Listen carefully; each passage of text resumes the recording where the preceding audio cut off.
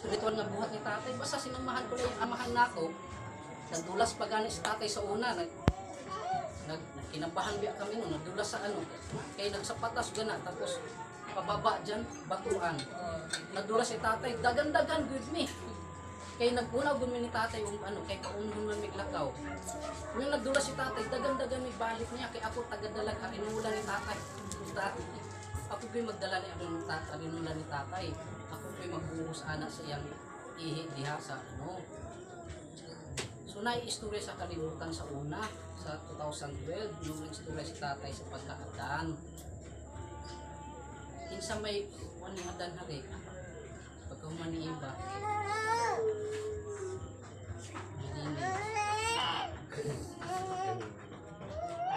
Sariling siya ba? Ada. Kung babasahin mo yung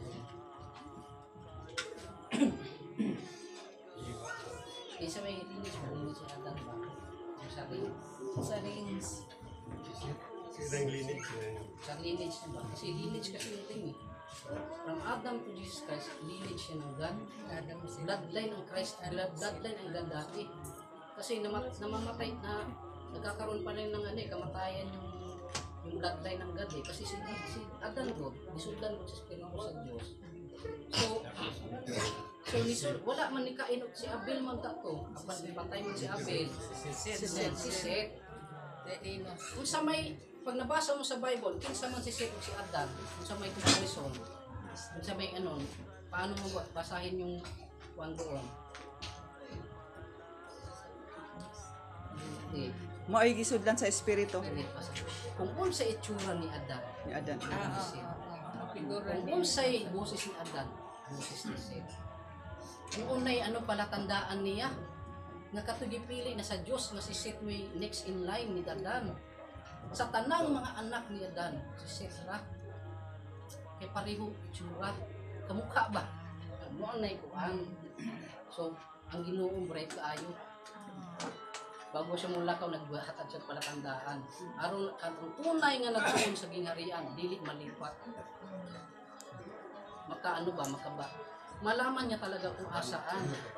Hindi na kasi yan dapat sabihin. Dapat binigyan na kayo ng kaalaman ni Manari. Dapat kayo na mag-aral. Tama. Kayo na mag-aral. Aralin nyo na yung katotohanan. Kasi naapatay future. Hindi pa tapos ang trabaho ng Diyos. Tapos na yung plano, pero hindi pa tapos yung trabaho. Kasi yung iba, kung sa mga tumis, wala na tayong gagawin. Mga tulog na lang taani. Sarap pa naman magtulog dito, nag-aircon araw-araw. Malamig. Sarap na walang iniisip. Kaya ano lang ako, kasi ayoko laging iniisip yung trabaho ng tatay. Baka yung ano man, future yan eh. Future, isa-isa lang.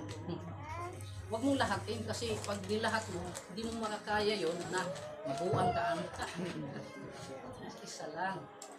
So, noon na ikuan nato. Kaya nga, daghan pang ano ba, wala pag yun. Takuan, lalo na yung mga nangaraan sa kingdom. Yung karaan na yun, yung ibang mga kauban nato, sana.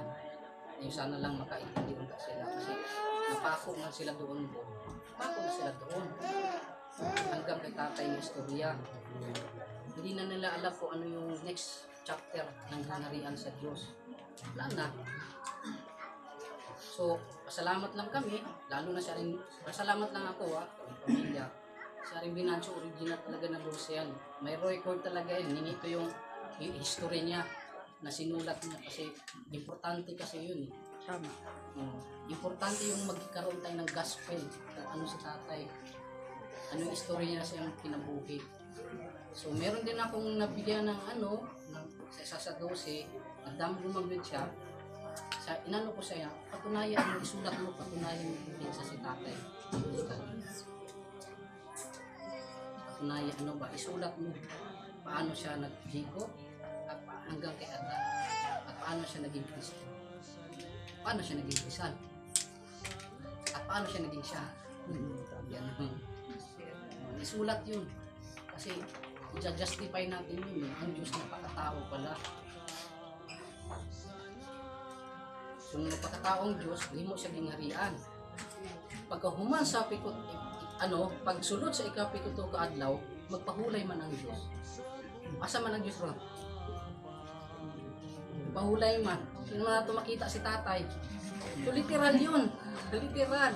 Sa akin pa, ikapito ka adlaw, magpahulay sa usab.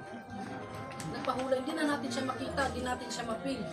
Kayo, bilang amahan nyo sa spiritual man na hari, malulungkot kayo. Lalo na kami. Malungkot talaga kami. Pero iniisip lang namin, nandiyan si tatay sa kwarto. Kasi sanay si tatay, nandiyan lang sa kwarto pag walang mga kasamaan. Pag walang bisita. Sabagay, kuha naman, ganun siya payuwati. Munta, ang natuto sa aral ng tatay, nalaman nila dapat ang pinakakatuto, ano yun, yung kung ano pa yung ano ba yung ano yung nasa yung malalim pa, pinakamalalim pa sa ano ng ilarian. Aron malaman natin step by step sa buhaton nato para para maiwasan din natin yung kamalian.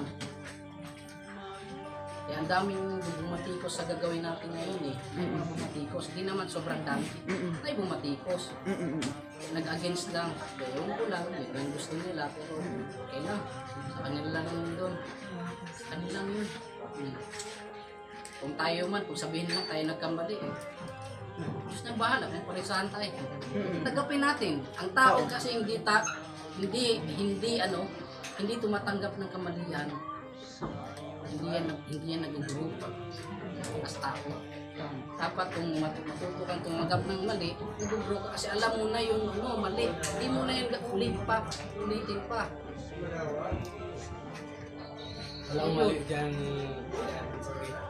Hindi ako mismo, nanaginip ako na kailangan sabi ng malari, paritan. So yun nga eh, so sa tulong ng mga panaginip nyo, inampanan nyo, sumama kayo sa gantong movement, gawain. Maraming salamat, dumami tayo. So sana yung ihanda natin na pagkain, pagsasalusaluhan lang natin. Hindi naman importante na busog na busog ka, importante na nagawa natin yung maganda para sa Diyos. Tama. Nagawa po natin. Kasi may future pa, may tinanong ako, anong gagawin natin sa 2026 rin? Ano ang istorya niya ng 2026? Ika-30 na ako ni Cristo. Kaya kung magsimula tayo sa 1,000 years of Christ, 1996, karon 2026, 30 ang edad ni Cristo. Ngay, gibautismuhan siya, nagsugod siya sa pag-preach sa gingharian.